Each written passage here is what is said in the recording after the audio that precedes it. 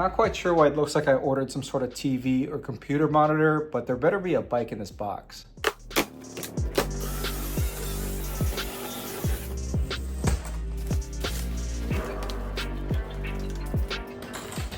This is the Leonx X1 Max, similar to the original X1, but this one has the larger wheel set. Here's exactly how it comes from the factory, partially assembled. And here's everything else that came in the package. 17-inch front wheel, front number plate with a built-in LED headlamp, front fender, rear shock, user manual. Not sure what these are. We'll find out as we assemble it. Kickstand, cable management sleeve, charger. This one is a 67.2 volt, 1.75 amp output. So this is a 60 volt bike. Gotta say, I was expecting a little bit higher output for the charger. I like to see at least 5 amps. Spare hardware and the toolkit. Now, if you're planning on getting one of these bikes to ride a lot, I would highly recommend upgrading to a higher output charger.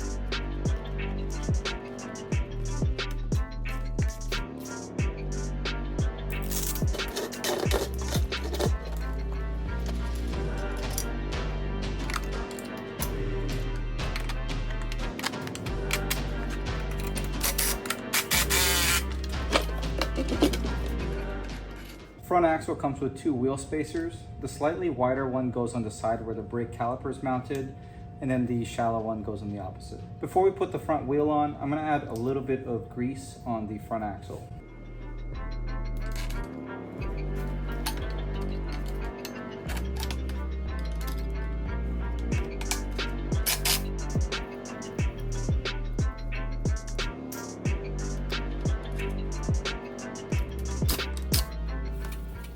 So I finally figured out what these 2 pieces are for. They're both pre-drilled on the top side, and the holes actually line up perfectly with the bolts on the back side of the taillight.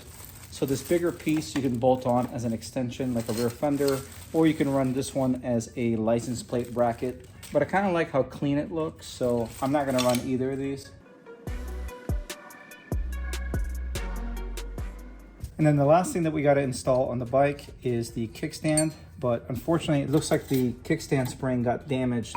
It got way overstretched at some point during shipping. It was actually dragging under the box. So I'm probably gonna have to reach out to the Leonx customer support team to see if they're able to send me a replacement spring, or if I can find the right one, I'll just buy it. Which is unfortunate, but at least we get an idea of how their customer service is. So I did reach out to Leonx regarding the stretched out spring and trying to get a replacement. They said all I needed to provide was the frame number and the motor number, and they'll ship one out to me, but it is gonna take almost a week. So I decided to go on Amazon and I purchased a multi-pack of springs. Hopefully one of these is gonna work with the X1. I'm thinking that the longest one's gonna work the best, but it's really hard to tell what the original size was supposed to be. But I hope this one works because it's gonna look even better being black.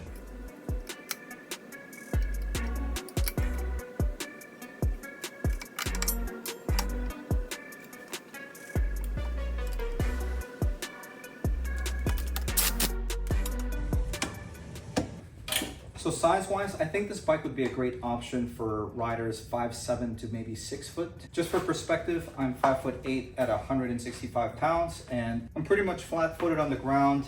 I don't have to tiptoe it or anything, and I don't feel too cramped. The closest thing that I can compare it to would be a Yasma IN10 Pro, Tenzu EM5 Pro, or this D2 Pro by Mega Wheels. It's almost the same exact seat height, though the handlebar doesn't have as much of a rise as these bikes. So if you're on the taller side, a first good upgrade for you might be higher rise handlebars. My biggest gripe with the X1 platform is still gonna have to be the frame design.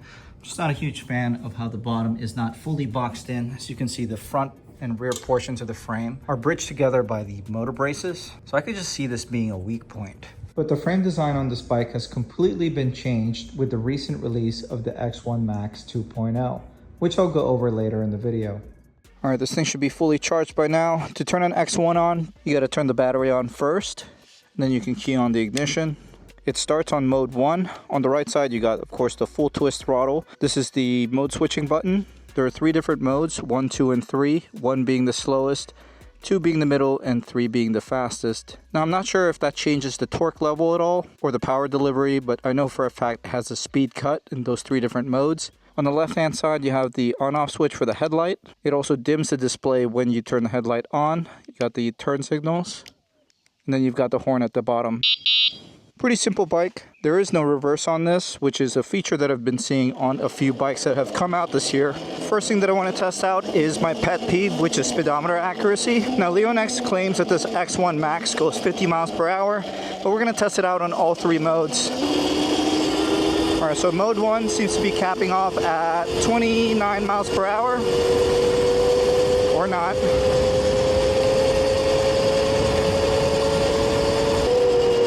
Oh, that's pretty crazy. I've never seen a mode 1 go 40 miles per hour. So it's showing 40 on the display, 39 on the GPS. Let's see what mode 2 does.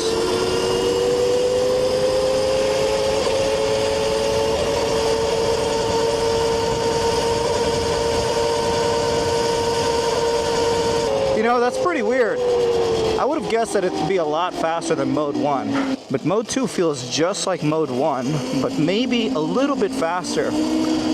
GPS shows 2 miles per hour faster. Let's see what happens on mode 3.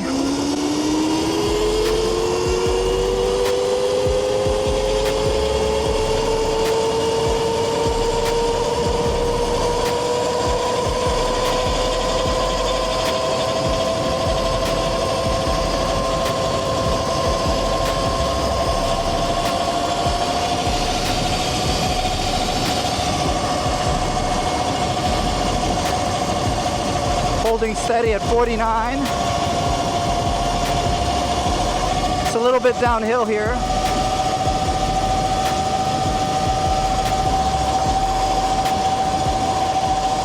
Okay, it was a little bit downhill on that later section, so I don't want to count that as the top speed, but it did hit 52. I'm going to call the top speed actually 50 miles per hour. And the speedometer calibration is only 1 mile per hour off, which is pretty impressive.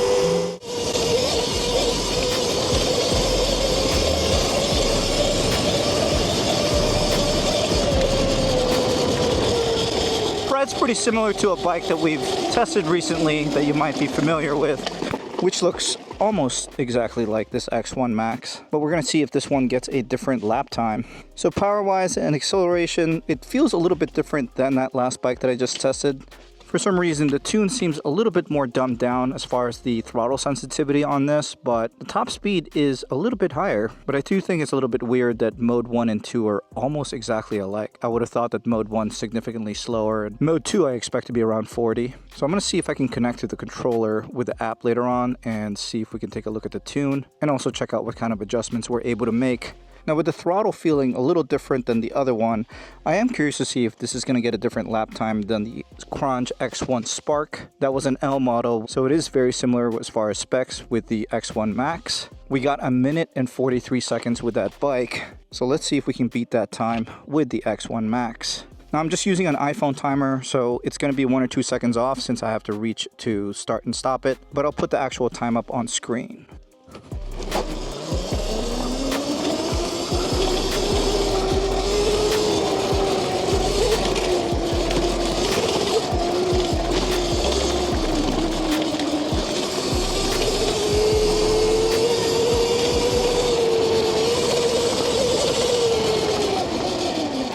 Oh, geez.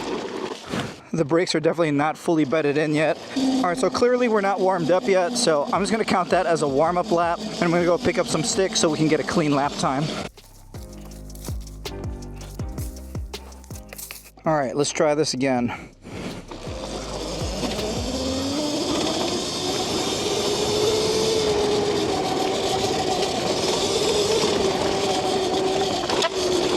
Oh, yep, it's definitely got the same problem as the other X1, which is the front tire rubs against the front fender under full suspension compression on the fork.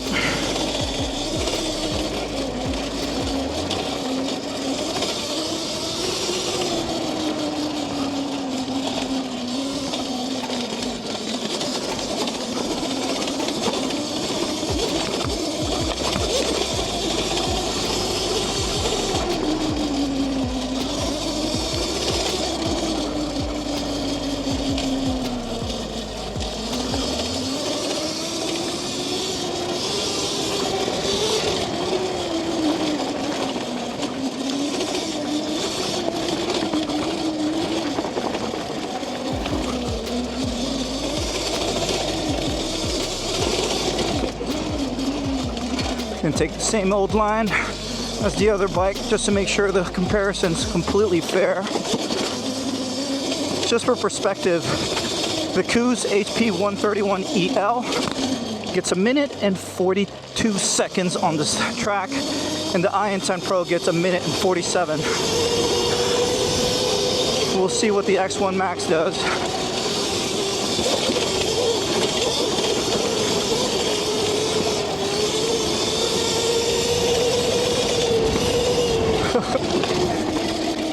Pretty sure that was like 1 minute 41 or 42, which makes it pretty much on par with the HP 131EL, which costs twice as much as this X1.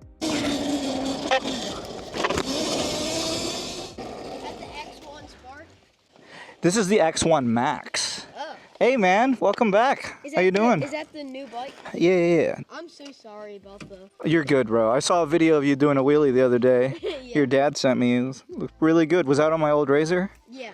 The jump looks so much bigger in person. That's what I'm saying, is like, it looks like such a tiny little bump, but in person, Yeah. it's a little intimidating. But try not to hit it going counterclockwise. You have to kind of ride it the other way now, because there's no landing going this way. Got you. Damn, look at this thing. XR600. Yeah, supposedly it's got the Lasico high compression piston, stage 2 hot cam. It's got headers, White Brothers exhaust. It's got the airbox mud. So just higher flow coming in and out and higher compression. Yep, and the rejetted carburetor.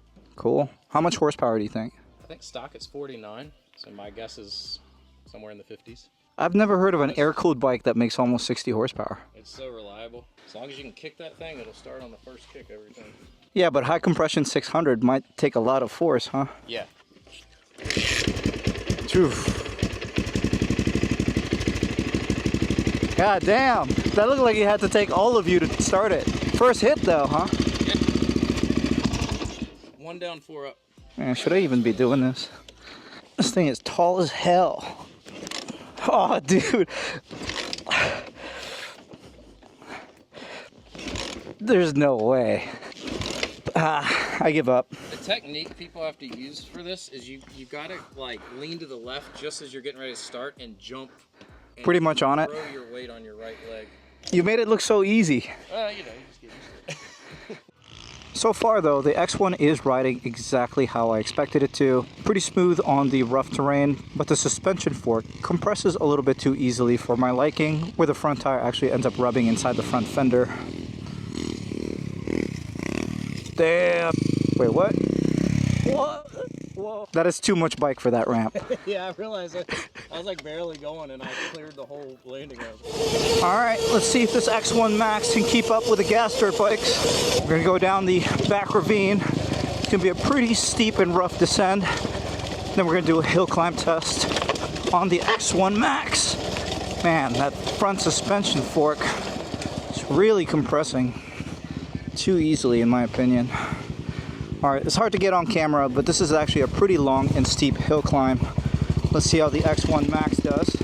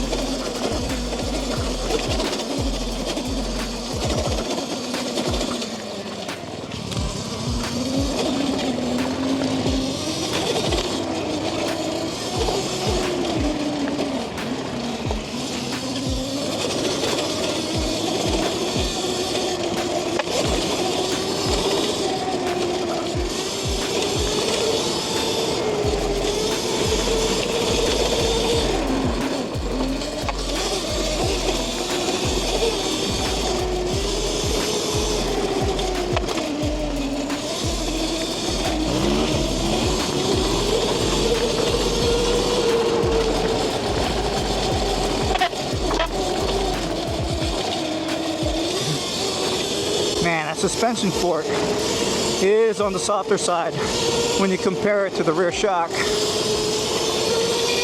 But this thing is quick. I kind of want to see how this Leonx X1 Max does against your 125. 3, 2, 1, go.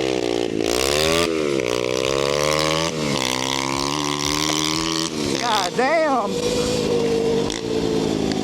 To be fair, Braden's also like 80 pounds on a modified 125, so pretty much how I expected it to go. All right, one more time. 3, 2, 1, go!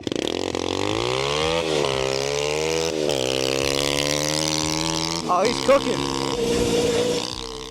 So something I've been super curious about with the X1 platform is how tunable it is with the stock controller. So I decided to download the Tenelectric app to see if we can connect to the stock controller and see what we're able to adjust. So BT connection should be this one. I think this is the only one with this type of controller in the garage.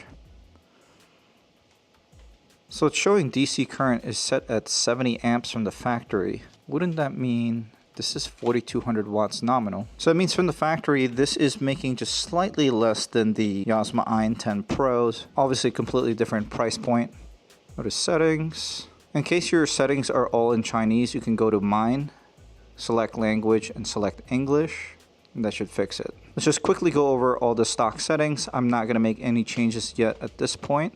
I just want to take a closer look. The last thing you want to do is change anything on some settings that you're not too familiar with and brick the controller. So speed torque mode, why are there 2 of those? How the app is configured and just the general user interface looks pretty similar to the tuning app for the Koos HP131E, which I believe is made by Hobbywing, which looks completely different from the Far Driver tuning menu that I'm more familiar with. That's interesting. Motor parameters, rated power 15 kilowatt. Rated current set to 80. So this is a 4 pole pairs motor. Good to know in case I switch this to a Far Driver controller in the future. Rated speed 2400. 2400 seems on the low side for a mid-drive. Terminal settings, definitely not going to touch that. The main thing I want to know is how to change this DC current from 70 to 80. Protection, so this is where the under voltage and over voltage protection points are, which seems like a crazy wide variety right now. Like this should have been something like 52. And then the over voltage point I would have expected to be something like 68. Doesn't seem to be making any changes though. Let's try that again. 68 volts. Submit, and then there's a check mark, but the number on the right doesn't change at all. So it doesn't seem like it's actually doing anything. And usually there's some sort of save button at the bottom, but there's nothing on this screen. Main thing I was curious about is the 3 speed settings, because Mode 1 and 2 seem too similar. So from the factory, it just shows low speed frequently setting 100, low gear torque limit 600, mid gear torque 800. This kind of doesn't make sense to me. Current limits, DC current control 70. After looking at all the settings, I would think this is where I would change the continuous line amp, but I've got a feeling that this is not going to make any sort of change whatsoever. Submit. It says that it did something, but it still doesn't seem to have made a change. Let me just confirm that this is even connected and working. So mode 3.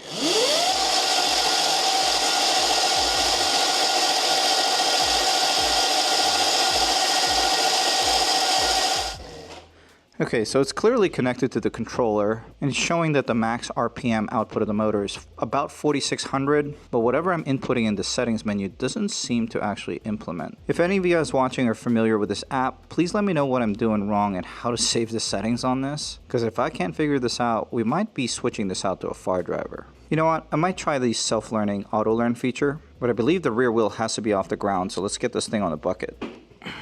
Okay, let's try this out, auto-learn. So the rear wheel seems to be moving forward and reverse.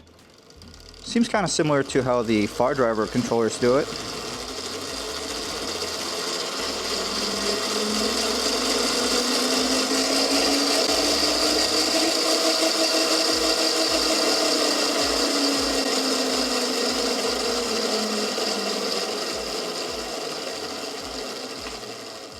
Whenever I install a new controller on any of my bike projects, I like to start with the auto-learn feature. It just ensures that the controller is fully calibrated to the motor that's installed on the bike. So I like to start off with that before I make any sort of tuning changes. Okay, self-learning complete. See if that made any changes. So earlier it was hanging around 4600 on mode 3.